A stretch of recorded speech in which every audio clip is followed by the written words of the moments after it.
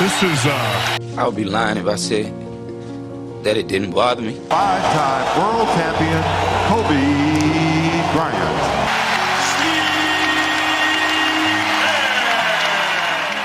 The final game, the last dance, the moment every NBA legend knows is coming, but no one is ever truly ready for. For years, they've battled, bled, and built their legacies, only for it all to come down to one last night on the court. Some go out with a bang, some quietly fade into the background, and for others, that final game doesn't even feel real until it's over. What goes through a player's mind when they step onto the court for the last time? What do they remember most? And how do they handle the emotions of saying goodbye to the game that shaped their lives? Well, who better to answer that than the legends themselves? Mamba out. And to start us off is none other than Kobe Bryant. The 2015-16 season was a disaster for the Lakers. Statistically, the worst in franchise history. But no one in LA cared, because that year wasn't about the wins and losses. It was about saying goodbye to the Black Mamba. After 20 years, 5 championships, and countless unforgettable moments, Kobe Bryant was stepping onto the floor one last time. And in true Kobe fashion, he wasn't going out quietly. On April 13th, 2016, in front of a packed Staples Center, Kobe delivered the kind of performance that only he was capable of. 60 points in his farewell game against the Utah Jazz. Former Lakers head coach Byron Scott knew exactly what that night meant to him. I said, Kobe, the floor is yours, and he said, all he wanted these guys to understand is he left everything on that floor. He said, I have no regrets whatsoever because I left everything I had in my body on that floor. Yeah. And that goes back to what you were saying. The man just had a will, and he never wanted to ever look back and say, man, if I would have played a little harder, if I'd have did this, he said, I left everything on that floor. And I'll remember that for the rest of my life because I'm standing there like, yes, he did. Yeah. And it wasn't just the Lakers who were locked into the moment. The entire arena felt like it existed just for Kobe that night. Gordon Hayward, who played for Utah that game, described it like something straight out of a movie. Final minute 30. Bryant from 14 has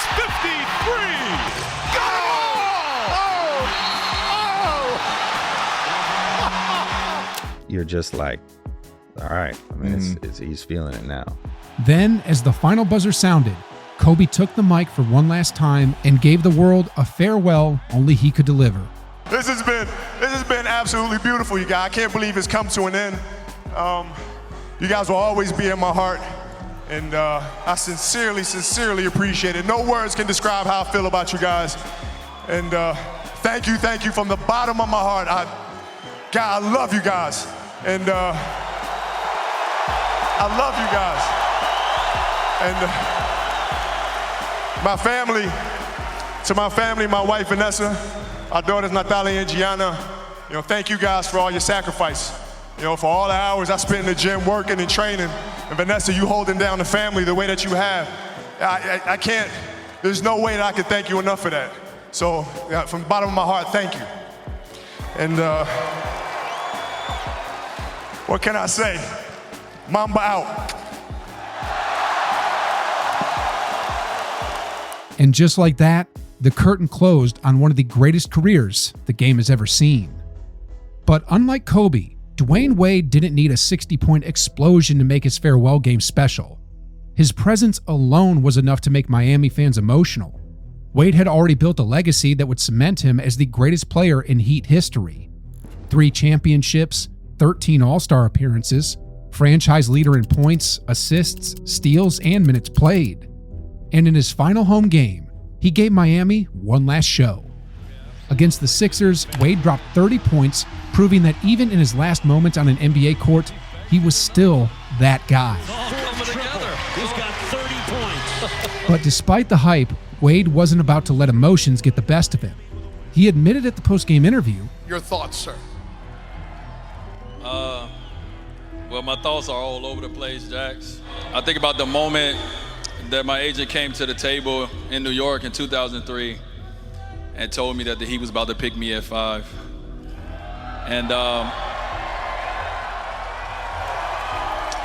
it was a numb feeling, similar to what I'm feeling right now. But from the first conversation I had back to this arena that day, I heard the ovation, I heard the love, and I appreciated it then.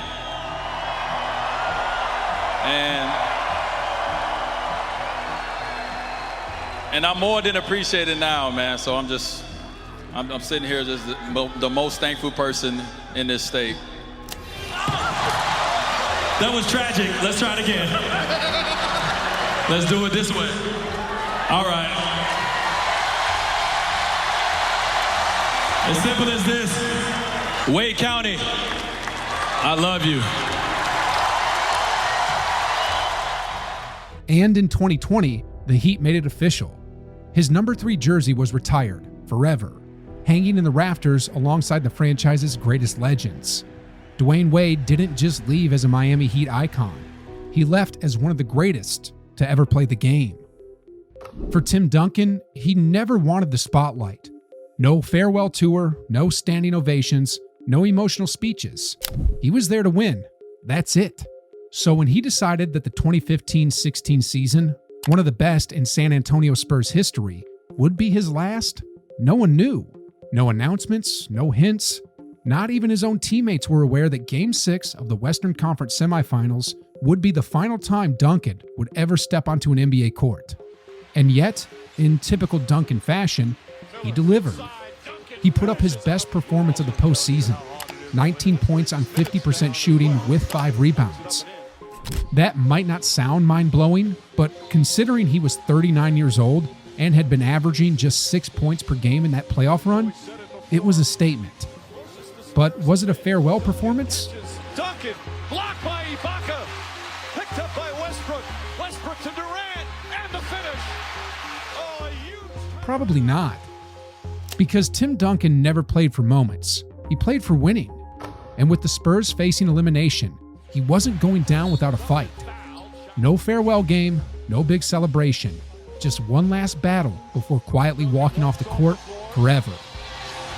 Perhaps for the final time of his illustrious career. But Paul Pierce was never one for quiet exits. His entire career had been filled with dramatic moments, and his final game in Boston was no different.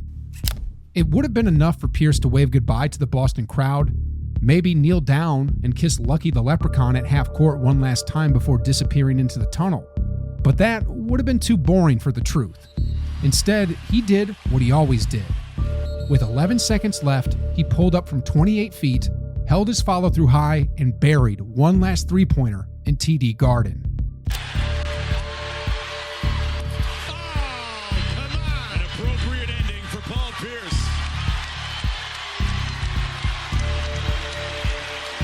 The crowd erupted.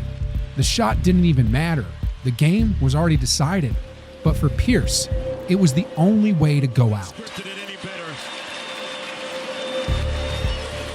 18 years ago today, you made your Celtics debut.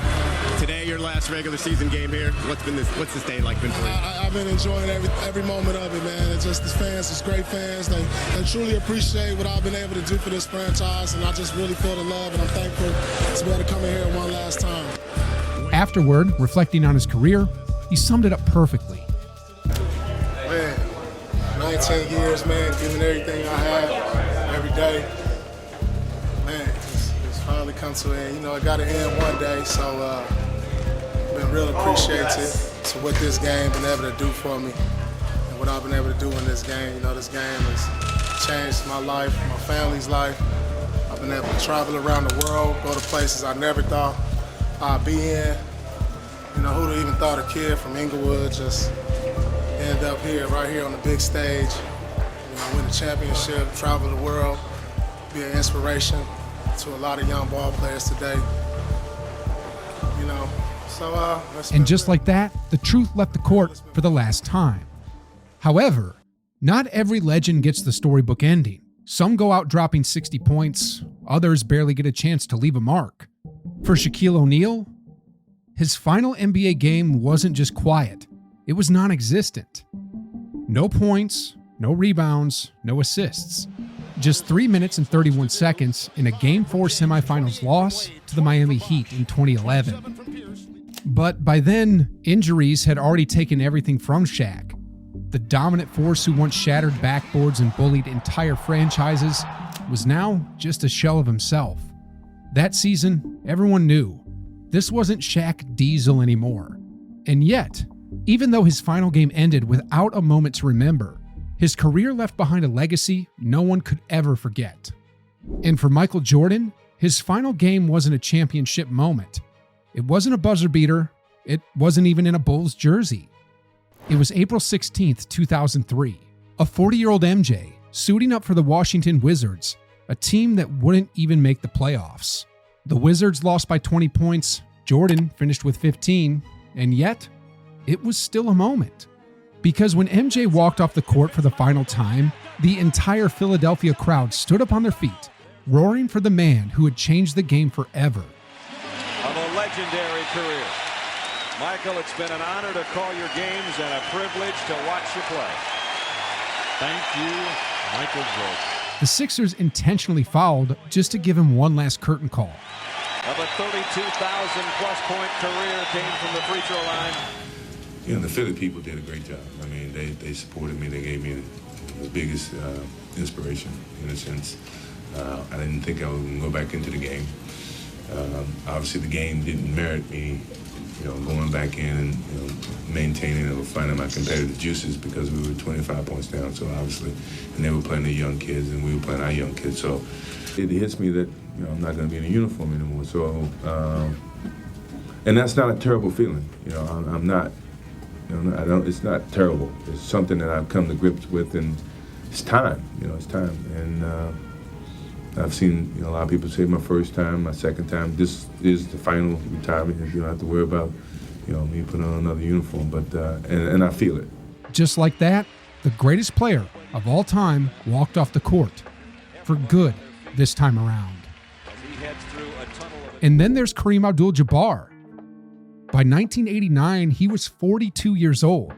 He had already played 20 seasons, won 6 championships, and left a mark on the game that would never fade. So when he announced that the 1988-89 season would be his last, the entire league made sure his farewell tour was legendary. Every city, every team, every arena honored him. Because Kareem wasn't just a dominant player, he was basketball royalty. And on April 22nd, 1989, he suited up for his final regular season game. It wasn't about stats. It wasn't about putting up one last performance. It was about the game paying its respects to one of the most unstoppable forces to ever touch a basketball.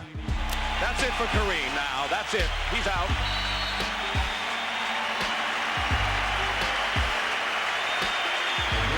Poured my heart and guts here.